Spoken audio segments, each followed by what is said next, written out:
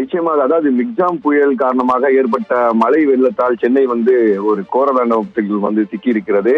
சென்னை முழுவதும் சென்னை மட்டுமில்லாமல் புறநகர் பகுதியில் வெள்ளம் நீரால் சூழ்ந்து மக்கள் தீவுகளில் வசிக்கக்கூடிய ஒரு சூழல் காணப்படுகிறது. சென்னையுடைய மைய பகுதி தற்போது சீரடைந்திருந்தாலும் கூட சென்னையை ஒட்டியுள்ள உதாரணமாக வேளச்சேரி, பள்ளிக்கரணை உள்ளிட்ட இடங்கள் மிகவும் பாதிப்படைந்துள்ளன. இதே போல் வட சென்னையை பொறுத்தவரை சத்தியமூர்த்தி நகர், மணலி புதுநகர் உள்ளிட்ட பல்வேறு இடங்கள் நீரால் சூழ்ந்து காணப்படுகின்றன. மார்பளவு தண்ணீரில் இருந்து மக்கள் இருக்கக்கூடிய காட்சியை காண முடிகிறது.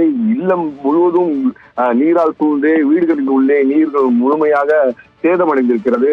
சென்னையிலும் புளியந்தோப்பு, சேத்துப்பட்டு, சூளைமேடு உள்ளிட்ட பகுதிகளில் மழைநீர், கழிவுநீர் ரெண்டும் இணைந்து மக்கள் வீடுகளில் புகுந்து பல்வேறு நோய்கள் பரவி வரக்கூடிய ஒரு சூழல் தான் தற்போது காணப்படுகிறது. தற்போது தமிழக முதல்வர் அவர்கள் சமூக வலைதளம் மூலமாக ஒரு செய்தியை வெளியிட்டிருக்கிறார். அதில் கொளத்தூர், திருவிக நகர் மற்றும் எழும்பூர் தொகுதிகளில் பெருமழையால் பாதிக்கப்பட்டுள்ள பகுதிகளில் நிவாரண பணிகளை ஈடுபட்டேன். வெள்ள நீர் தேங்கியிருக்கும் நிலையில் மக்களின் பாதுகாப்பை உறுதி செய்யவும் உயிர் இழப்புகளை தடுக்கவும் தான் சில இடங்களில் மின்சாரம் இன்னும் வழங்கப்படவில்லை. மின் இணைப்புகள் வழங்கும் பணிகள் கவனத்தோடு மேற்கொள்ளப்பட்டு வருகின்றன. அமைச்சர்கள், அதிகாரிகள் முதல் கடைநிலை பணியாளர்கள் வரை மக்களை பாதுகாக்க களத்தில் ஓய்வின்றி உழைத்து வருகிறார்கள். விரைவில் நிலைமை சீரடையும் என்ற சமூக வலைதளம் மூலமாக தன்னுடைய செய்தியை பகிர்ந்திருக்கிறார். குறிப்பிட்டு சொல்ல வேண்டும் என்றால் சென்னை முழுவதும் பல்வேறு இடங்களில் மின்சாரம் இல்லாமல் மக்கள் சிரமப்பட்டு வருகிறார்கள். வெள்ள நீர் சூழ்ந்திருந்து ஒரு பக்கம் அவர்கள் சிரமப்படுத்தினாலும் கூட மின்சாரம் இல்லாமல் பல்வேறு இன்னல்களுக்கு மக்கள் உள்ளாகி இருக்கிறார்கள்.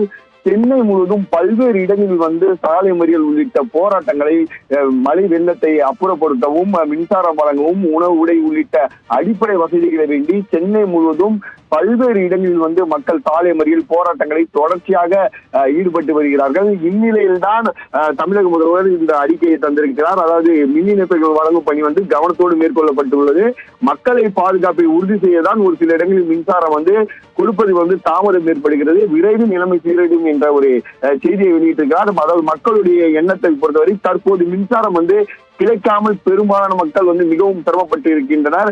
ஏனென்றால் மின்சாரம் இருந்தால் மட்டுமே அவர்கள் இல்லத்திற்கு தேவையான குடிநீர் ஆகட்டும், மற்றபடி செய்திகளை, வெளியே என்ன நடக்கிறது என்ற செய்திகளை தெரிந்து கொள்வதாகட்டும், மேலும் மக்களின் கைபேசியில் நெட்வொர்க் இல்லாத ஒரு பிரச்சனையும் இருக்கின்றது. இது போன்ற சூழலில் மக்கள் தங்கள் தானாக வெகுண்டிருந்து போராட்ட களத்தில் குதிக்கிறார்கள்.